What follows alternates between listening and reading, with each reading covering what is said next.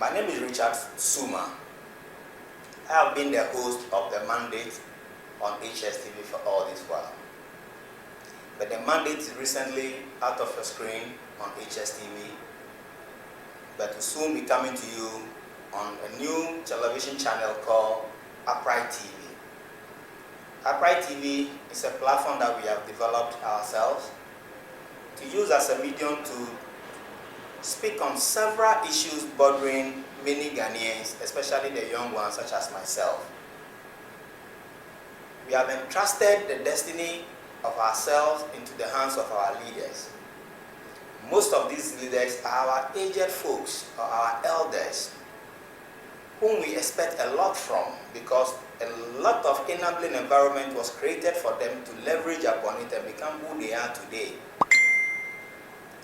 But today I'll be speaking on a very important issue which has to do with a country such as beautiful as Ghana that is sitting on a time bomb and waiting to explode simply because of unemployment in this country. We are in a country where many youth graduate from several private universities, including that of the state ones. At the end of the day, most of the universities are producing students mainly in the areas of humanities. We are producing the marketers, we are producing the HR practitioners, we are producing the accountants, the finance people, but we are not developing skills as a nation.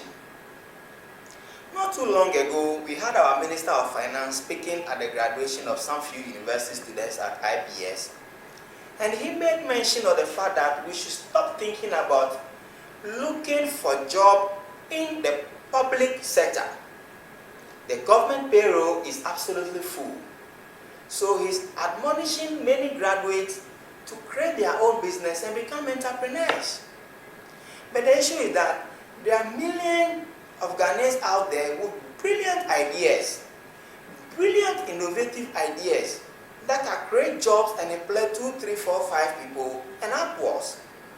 But there are difficulties that many of these young ones encounter that is making it so difficult for them to set up their own businesses. We live in a country where our aged folks have acquired so much for themselves, and yet still they are not satisfied. They are still pursuing to gather more for themselves simply because they have families, their immediate families, to harbor all these things for them. Now, I am talking about a country sitting on a time bomb. Not too long ago, the recruitment agencies or the security companies open up their opportunities to recruit many young Ghanaians into the police, customs, immigration, fire service, and so forth and so on. You can look at the mad rush of these young Ghanaians, mainly who are graduates, scrambling for the little job that is available. Even before the enlistment is publicized, many people who are qualified already, they know them. There are a lot of Ghanaians who went to queue up, who do all this thing, but they will never get qualified. They will never get opportunity to serve the state because actually the place is choked. But just that they want to create the impression that they are recruiting some few people. So they are recruiting out of the 3, 4, 5 million jobless youth. They are picking just about some few 20,000 or 10,000 or relatively even lesser than that. Now, why do I mean the country is on the time bomb? I have most of my friends who we all graduated from the universities together. Some graduated before me, some we graduated together, some are still graduating from the universities, and there are no jobs out there. Those of us who, by virtue of the fact that we want to be job creators, not to be employed by anybody, took several initiatives to create jobs. But the question is that, do we have the system that supports young entrepreneurs in Ghana? No. There are agencies such as Maslock and so forth and so on, which was created that they could provide startup support for young businesses. But no, Maslock is distributed based on political affiliations. Now, a country that has over 5 million youth that are unemployed, what are you expecting? We have been sitting down always waiting for the private sector to be the engine of good, private sector to create the jobs. Private sector is driven by profit. So once we are looking up to private sector to lead industrialization or to lead job creation in a country such as Ghana, then we are doomed to fail. Because private sector alone cannot employ all of us. So there should be system put in place that can allow young entrepreneurs to access credit. Now, if you want to access credit as a startup company, the requirements are so great, they are so enormous, you cannot meet them. Some are saying that you should operate your business for 6 months, you should save with them for 6 months. How do I save with the bank for 6 months when I have nothing to start with? There are many out there who are going through the same experience. So now some are switching to different vices of surviving. Now some are moving into online fraud. Some are moving into various issues that are not of the right way, but they have no choice. So now what we are looking at is that very soon on Upright TV, we will be raising several issues, most importantly about entrepreneurship. It is very, very important to us. The skill gap. We go to universities and the kind of people they are training, they are not qualified for the job market. So how do we bridge the gap between academia and industry? Now we are practicing an economic management model which is virtually a 180-degree management model that we are practicing. We go to the external market, borrow money, bring it down, disperse the money to some few capital expenditures here, we use majority of it for recurrent expenditure, and we come back to zero. We are not running a 360 economic management model that is allowing the system to be recycling itself. That when we bring in the money, we put the money into meaningful investment that can bring us some return. But our political leaders are shying away from this kind of investment, are shying away from taking this kind of strong responsibility because they are all cowards. They don't want to take any risk. Every mad person, if you put that mad person on the street at the president, surrounded by some few literates and good people, they know how to construct road. They can bring free education. They can build hospitals. They can build schools. They can build basic things. That is not intelligence. Intelligence is when you are able to mass mobilize everybody and carry everybody along. The leaders must chart a path for we, the youth, to follow. Our leaders are charting no path. Like someone will say, they are belly full, but yet still they are hungry. They have stuck enough for themselves, denying we, the young generation, the opportunity to explore, to bring out the very best in us. There are many people who want to venture into business. Not too long ago, a friend of mine went into a business partnership with somebody, not even a business partnership. He had been in a conversation with the marketing manager of a company and then took stock of a product. A product that he had distributed to customers. Started to collect some of the money. This importer, who was based in Kumasi, said because he has no knowledge of the fact that his marketing manager was dealing with somebody in Accra, for which reasons they were sending drinks to Accra to this person on credit basis. So he paid security agencies in Kumasi, bribed them. They came from Kumasi all along to Accra to come and arrest somebody for no crime committed. Put him in police cells in Adabraka here for about 3 or 4 days. Move him to Kumasi for additional 1 week. For what it is crime? No crime at all. This is the challenge we are talking about. If such a person who is creating job, who the government is encouraging or admonishing to create job, to be an entrepreneur, deems it fit that I cannot import product. Somebody has imported a product. Let me get on board, sell the product, also get something. Ends up in a police station because of somebody's political influence and the influence of money. So many people are planning different things in this country. Some wish they could even be a coup because they feel like they are getting frustrated and they want something to happen. Not too long ago, we had our current president begging us, roaming from place to place, begging us like a little baby, crying that we should give him the last chance, we should just give him the little opportunity to serve us as a country.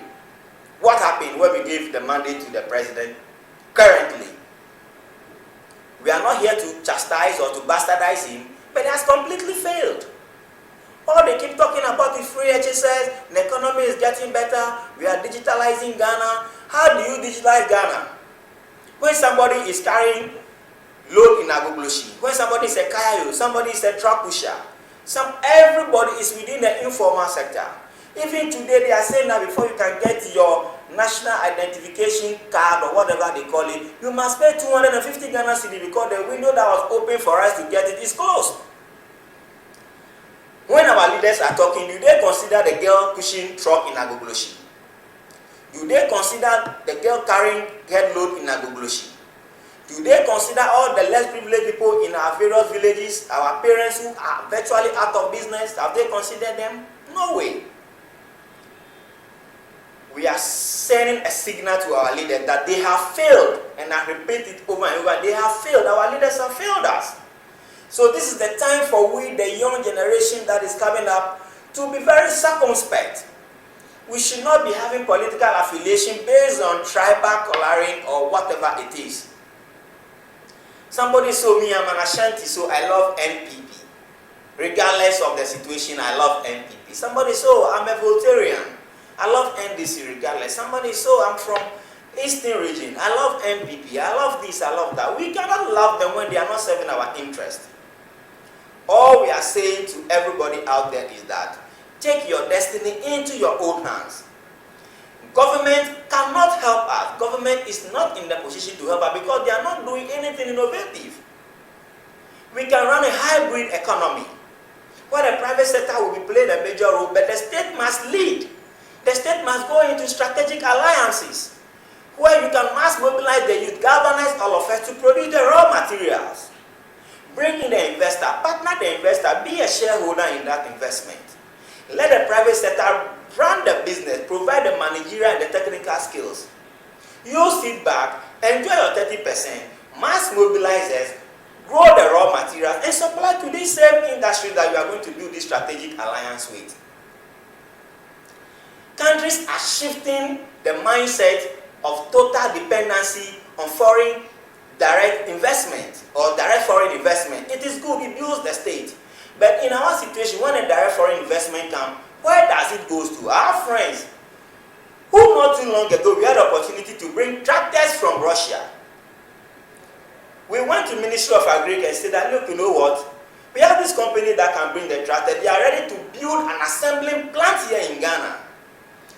Even the Exim Bank of Russia is prepared to finance the importation of the tractors and the setting up of the assembly plants in Ghana. But what happened?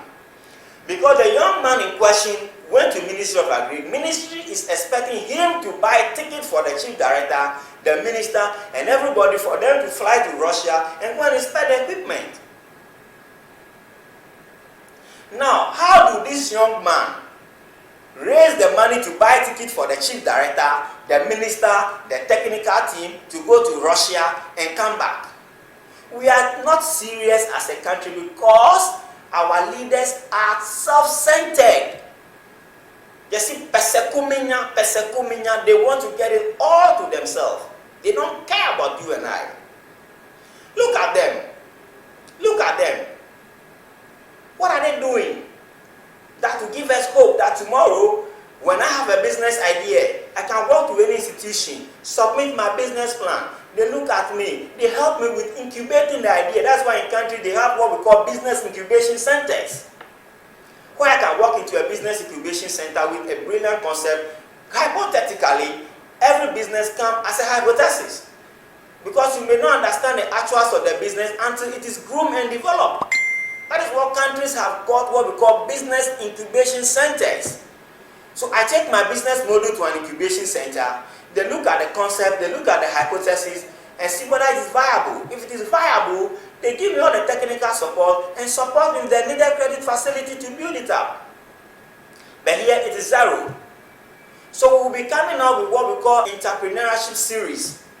We will be speaking to every young Ghanaian out there who is setting up their own business, the frustration they are going through, the difficulties they are going through. Somebody will finish school and still be depending on a parent to feed them for 3-4 years because they have no job. And we will explore explode very soon, because when you are running a system and the system are going opposite direction and they bounce against the wall, what will happen? They will bounce back. And when they bounce back, it will be a revolt. And when there's a revolt, it may not be a revolt by the military, but it will be a revolt when they use to mass mobilize and go onto the street and seize every state asset. That nobody can operate. You will render this country redundant. Because the police cannot kill all the youth. The army cannot kill all the youth. All the security services put together cannot outnumber the masses that are unemployed. So if all the unemployed youth we want to mass up right now to the Jubilee House, no amount of gun can kill all of us.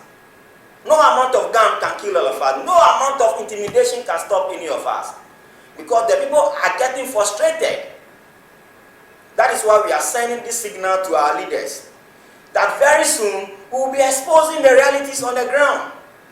They claim one district, one factory, as if we have not seen factories before. Factories are created based on the supply of raw materials.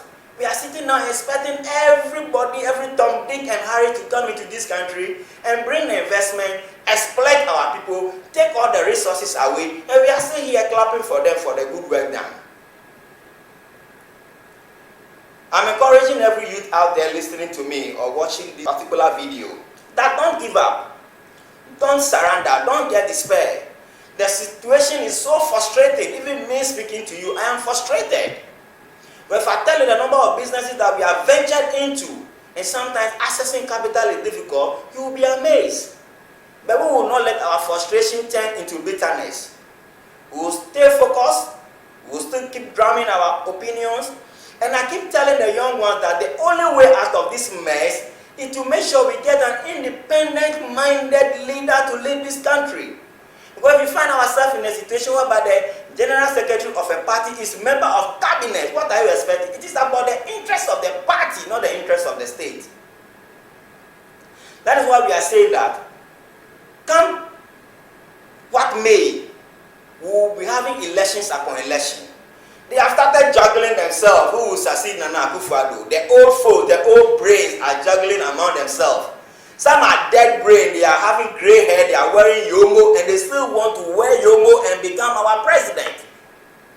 In this era of digital minds, we have analog brains who are getting to their graves, wearing yomo, dyeing their hair, telling us they want to become president. What do you expect? That's why you see them go to places, all they can do is to sleep. Because their brains are not alert, they are not smart, the energy is not there, they cannot do anything. That is why even it is written in the Bible that the young ones will see vision. It is expected of the young ones to see vision. The old ones are to dream dreams. So all the old ones are supposed to be doing to be daydreaming. But we the young ones, we must have vision and foresight, determination and courage. So I entreat every young one to take their destiny to their own hand. And I'm telling our leaders that this country is on a time bomb. It's not about me blasting Nana Akufo-Addo, blasting John Mahama, blasting our MPs, blasting everybody. No, that will not solve the problem. The problem is how do we bring everybody on board to become a solution to the problem. That is why in other jurisdictions, they have systems that are put in place that allow every young man to serve the state immediately after being secondary education or being polytechnic. It is not national service I'm talking about. I'm talking about a real hardcore service to the state, where we can all be on plantations and be doing cassava plantation and be feeding some factory. We can all be on some plantation and be cultivating and pruning oranges that will feed an orange factory, orange processing factory. Let our leaders wake up. We don't have much to talk about today, but all we want to tell the youth out there, watch out for the entrepreneurship series. Watch out for Upright TV. Constantly monitor Upright TV.